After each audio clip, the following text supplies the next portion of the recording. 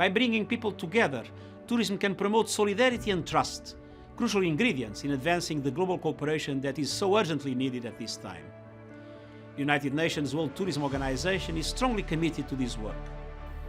This is a landmark moment. We had to wait nearly 20 years to debate tourism at the UN General Assembly. I'm delighted to welcome you to today's high-level debate of the General Assembly on putting sustainable and resilient tourism at the heart of an inclusive recovery.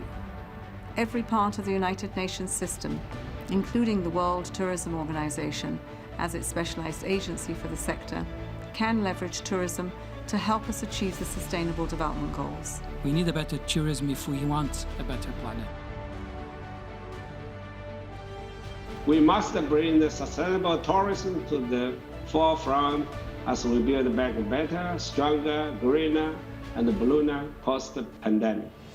We need the jobs that tourism can provide, and we need them more than ever, not only for our recovery, but also to provide people with a better future.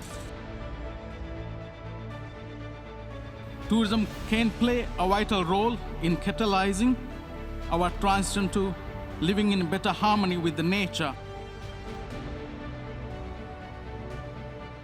Debemos convertir al turismo en una herramienta que contribuya a tener una sociedad más próspera, más justa, más igualitaria y más inclusiva.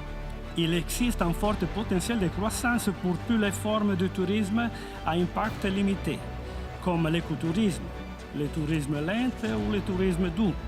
Nuestro deseo es implementar una forma de viajar basada en el respeto hacia las personas, hacia los lugares, posibilitando un acercamiento más profundo a la realidad del país y el intercambio cultural.